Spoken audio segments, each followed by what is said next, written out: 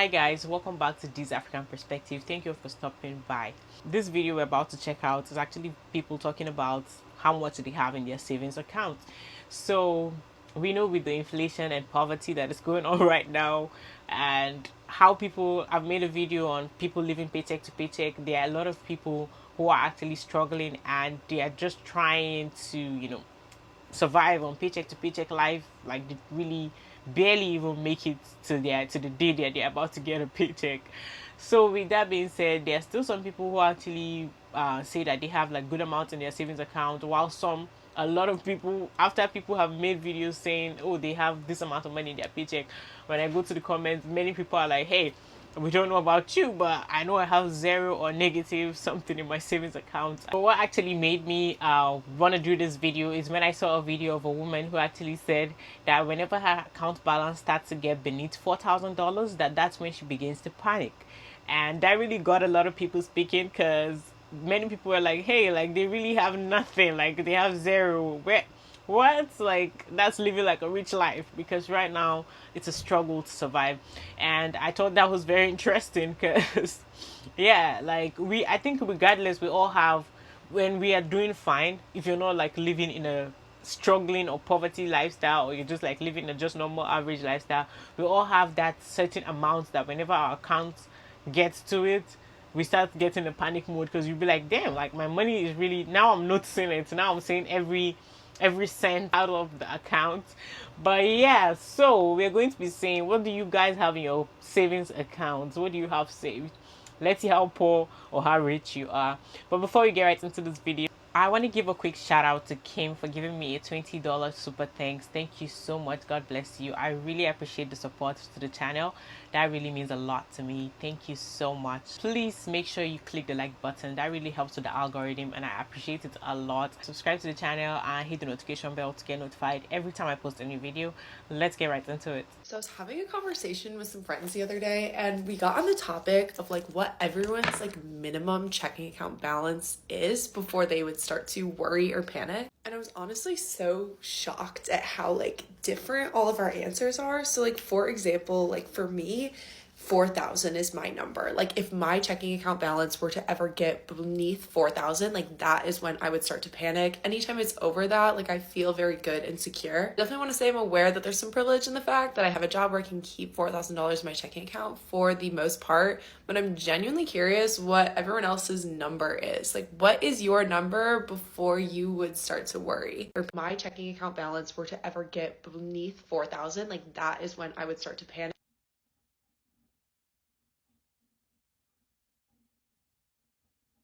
How much is in your savings? I do not have a savings. How do you feel about It all that? goes into the checking and I just look at it and pray. How much is in your savings? Pass. Pass on savings? 12,000? Yeah, 12. 12,000, love that. Savings, 100,000. We got a rich guy over here. Yeah. Probably, I'd say a couple thousand. That's good. How much is in your savings account? About another 15,000 euros maybe. About 10K? 14K in your checking, 10K in your savings? Yeah, give or take. Nice. Brian Park rules. What's up, man? How much money is in your savings account? $30,000. 30,000? Yeah. Damn, okay. How much money is in your savings account? A few thousand. Okay. Do you have a job? Not really. Where did you get the 1,000? I'm a stay-at-home girlfriend. Really? Yeah. It's gonna be real, and I have $400 in my savings. I've been living back at home for 2.5 years. I don't know how that's happening, where the money's going. Actually, yes, I do know. It's going out to like groceries, it's going to student loan payments, and it's going to paying off my credit cards, which I use all the time. And then I'm like, oh my God, it's time to pay the bill. So then I need to pay whatever money that I get paid, the little amount that I get paid while serving. I need to put that towards my credit cards. So, and then I was taking like trips last year because I was like, YOLO, like why not just live it up now, because I'm never going to be living at my parents again. And it's like, here I am still. But now my finances are, so can we just be real about it? Like, does everyone have a big savings? Because I am so embarrassed. it's like embarrassing because that also gives me so much anxiety because I'm like, wow, at this rate, I'm never going to afford anything. I'm never going to afford living my dream life. Like, who do I think I am? Then the Delulu is like, money comes and goes. The more you put out, the more comes back. And it's like, I'm still waiting for it to return to me. But anyway, I'm this close to spending that last $400 on a one-way ticket to Europe. It's Valentine's Day. I don't have a Valentine. I'll be my own Valentine and gift me the best gift. No, but how does the money, like, I'm looking back, I'm like, how do I only have that much money to my name? I never have to worry about getting robbed, I guess. I don't know, but I think that's the thing that like humbles me so much is looking at my bank account. It's like, yes, I have all these dreams and goals, but when I look at my bank account, I'm like, okay, pause. And then I get so scared. My biggest fear isn't dying. My biggest fear is actually just like running out of time and croaking before I get to actually experience the life I want to experience, before I actually get the finances in order to experience what I want to experience. But then I know people are like, you don't always need money to do what you want to do. Like, you can do things on a budget, you can travel on a budget. And it's like, okay, true, but like, I think you need a little more than $400. I feel like we're just always given so much different info. It's like money comes and goes, it flows, money's energy. The more you put out, the more you get back. And then it's like, you really don't need that much money to do what you want to do. Travel on a budget. And it's like, okay, but how are you traveling on a budget? And like, is it really a budget? Like, are you talking $400 in your account budget, or like you need more, you know? And I'm also the type of person that has no patience. So I have no patience for my money to get up before I take the leap doing things that I want to do. I'm just constantly humbled. Like $400 in a bank account. And the fact that I'm putting it out there. But like, someone, like, can anyone relate? Also, I'm 21 plus 7 years old. I think I should probably get a grip on my finances, but also in the same breath, I'm like, where's it gonna go when I croak anyway, you know? It's not coming to the grave with me, so why am I going to bust my ass doing something to get money that's not gonna go with me? But then I also need money now for life, so humbled yet again. When I see some people's video when they talk about how much they have in their savings account, I'm like, damn. It really makes me sit down and actually think about my life. I'm like, what have I been doing with my life? It actually makes me feel bad because I'm happy for them, but then I'm thinking about my life because it just make me feel more bad. Like, how bad can my life be? Because you guys are really literally better than me. You guys are doing so well financially, because the fact that you can keep all those things in your savings is really good. I have a video for you guys. Some of you all that might feel bad that maybe you don't have enough money, maybe you're not having a lot of money in your savings account. So just to cheer you up, you know, sometimes for some of us brokies, we need motivation, we need encouragement, we need some good words to make us feel better, to make us feel like life doesn't suck, to make us feel that even when you're broke, you mean something, okay? And so you guys should check out this video and get some motivation. You own nothing, you lose nothing. You buy land or a house, you have only paid rent for the remaining years on earth. None of them belongs to you. If you buy a car, you have only paid for your transport for the period the vehicle will last or for the period you will last. It doesn't belong to you. If you marry a spouse, you only have company until circumstances or death do you part. No one owns the other. If you have children, you have only fulfilled the demand of life continuity until death. You don't own them. That's why the state still dictates how you bring them up. If you have money, you have only collected value to purchase what you want for your remaining years on earth. The notes belong to the central bank. If you work and retire, your pension is only for life. After your life, it stops.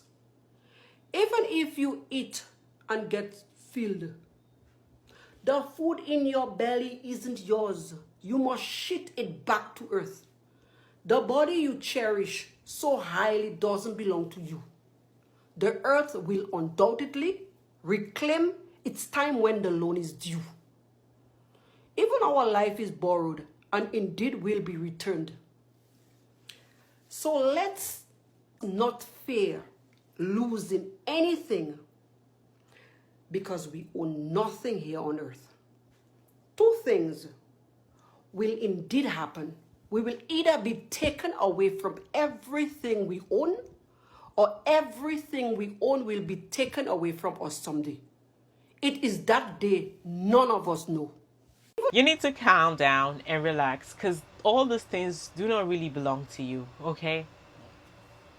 This is the motivation I'll keep listening to every day. Whenever I feel like life is going hard, whenever I feel like I'm too broke, I'm a poor person, I'm just gonna listen to this and be like, yeah, every other person that has something good going on for themselves, they don't even really own that, okay?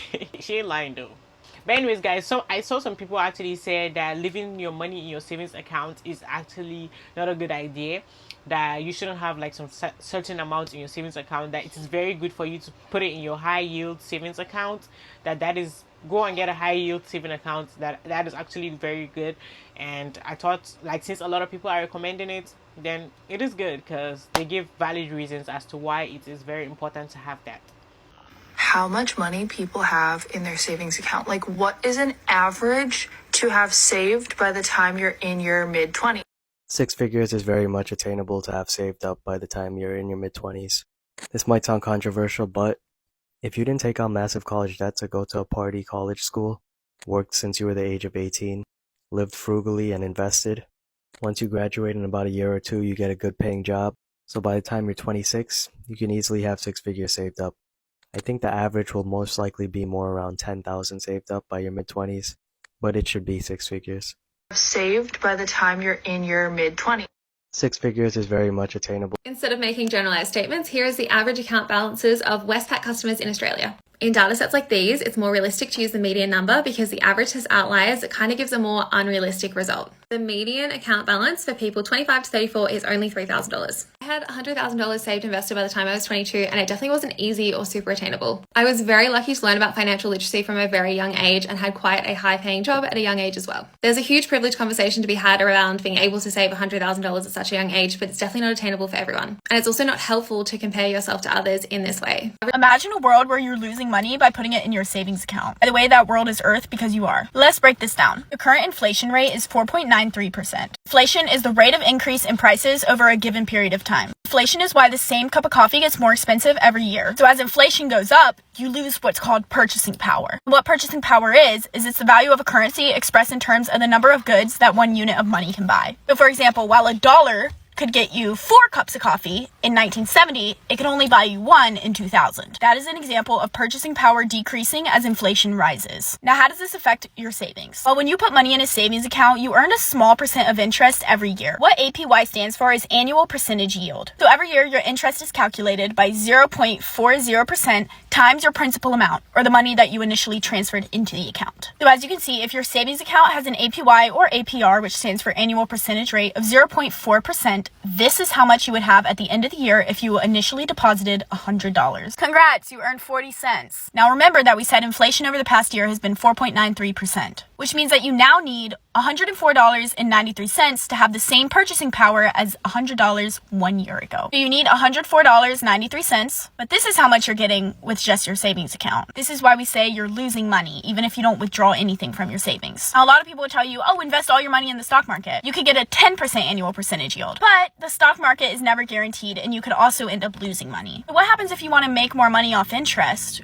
without the potential of losing it in the stock market? Now, the government actually offers an investment alternative called Series I savings bonds. The whole purpose of these I bonds is to protect your money against inflation. I bonds comprise of a fixed interest rate and an interest rate that changes every 6 months. As you can see, the fixed interest rate is 0.9%, and let's remember that that's already more than double the APY of a regular savings account. But on top of that, you also get a certain amount of extra interest able to be earned depending on the current inflation rate right now. So in total, the current Series I savings bonds rate is 4.3%. So I put together a chart that shows you the difference in the amount of money you can earn if you put $100 in a savings account versus I bonds. Notice that as the principal amount increases, aka the money you initially invest, the difference widens. And while the Series I bond at 4.3% does not match inflation, it still prevents you from losing so much purchasing power compared to if you put all your money in a savings account. You do have to leave your I bond money in there for a certain period of time, but they are relatively safe investments as they are backed by the US government. Hope this helped. I just looked at my bank statement and was like, I've never actually double checked the bank's bank statement.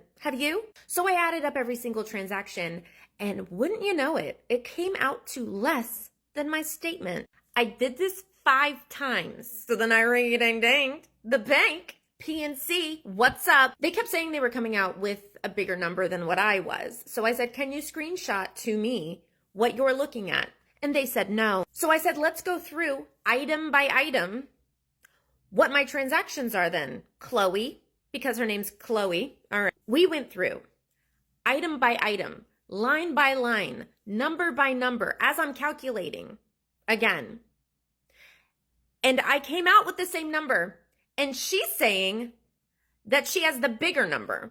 That's on my statement balance. There's an $80 difference. So I said, Chloe, make it make sense why your number is $80 more than mine when I do the calculations on my balance. She's like, I don't know. You're just going to have to go to the bank and ask them. I shouldn't have to go to the bank when I'm calling you for online banking, and I'm looking at my online banking and I don't see anything in the online banking that shows me the number that you're getting. She put me on hold for 5 minutes, came back saying her supervisor got the same number too. While I was on hold for those 5 minutes, I was doing the calculations again. And let me tell you, even when I added up stuff outside of my statement balance that were things that have happened in the past few days that weren't on my last balance, it still didn't add up to the number that she gave me. So I said, Chloe, what I think is that the bank is charging people more on their statement balance, thinking they're not going to do the individual calculations every single month themselves, and they're just going to trust the bank. She's like, I'm sorry for this inconvenience. I said,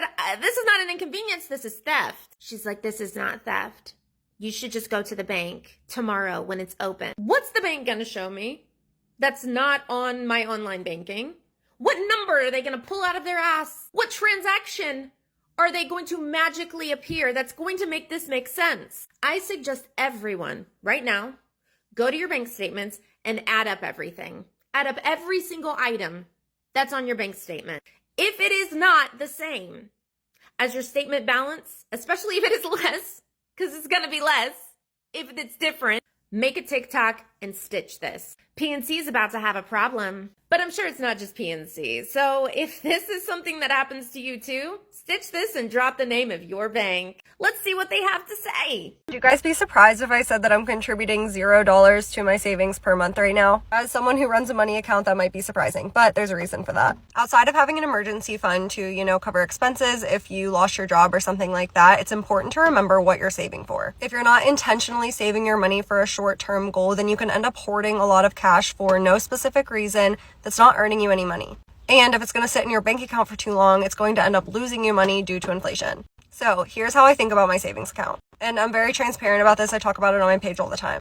I have $20,000 in my high yield savings account. That is not only my emergency fund, but also my opportunity fund, as I like to call it. So if an opportunity comes up, I have the cash to fund it, whether that be in my business or whether that be a house or something like that. But now that I'm at that $20,000 mark, I don't feel the need to continuously fund my savings account. At the beginning of the year, my boyfriend and I were considering buying a house. We were touring houses and working with an agent and all of that, so I was pouring more money into my savings account for that purpose. But since then, we've kind of nixed that idea for right now just because of the market. It'll probably be another 2 years before we start looking again.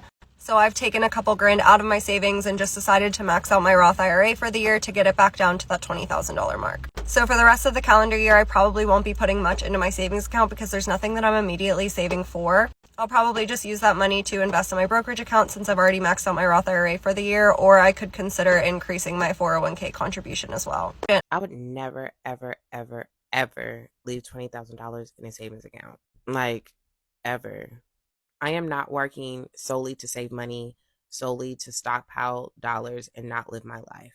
That is way too much money in a savings account, and it's not going to be earning everything that you want it to be earning. Now, I am not anti-savings account. Fran, I love a savings account. I'm always down for a high yield savings account. But I don't have 1 month of expenses is not $20,000. 3 months of expenses for me is not $20,000. My personal money system, I don't believe in having more than 3 months of expenses liquid. Liquid meaning in a savings account that I can easily access, especially when my investing portfolio out earns a 5% interest. Recently, actually, I read this book called Die with Zero. I highly recommend it, and I'm going to do a full overview of my top 3 lessons from this book. The author, Bill Perkins, goes in and basically says that we are over saving and not really using our money for experiences and to get the full value of our life. And chances are, if I had $20,000, it wouldn't be to just spend it right now. Of anything, if I had that much money, I would put it in a CD at the bare minimum. And why would I put it in a certificate deposit? Because saving rates change whenever they fucking feel like it. And I think that that's one thing that people keep forgetting. Even though I tell y'all every time, saving rates, they can change the rate on a high yield savings account whenever they want to. Ally Bank can say, hey, let's put this bitch down to 2%, even though they've been operating at 4.25% for the last couple months. If I have it in a CD, the CD has a locked in rate over a specific amount of time, because if I have that much money in my savings account, I'm not expecting to actually use it. Again, all of these things are relative to your lifestyle and how much your bills are, but no, I would never save or leave $20,000 in a savings account just because I'm scared or just for a rainy day. There are other savings and investing vehicles that I could put $20,000 into that will give me a better return than a savings account. But anyway, go make that money, friend. Saving money is very good if you are able to do that, and rather than using it to waste it on things that are not necessary.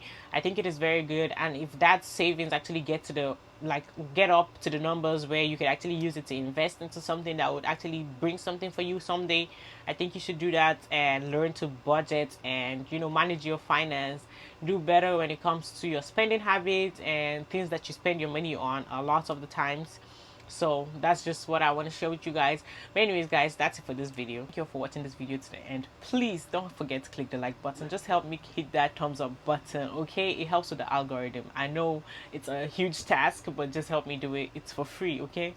And subscribe to the channel if you're new here. Hit the notification bell to get notified every time I post a new video. I'll see you on the next one. Bye.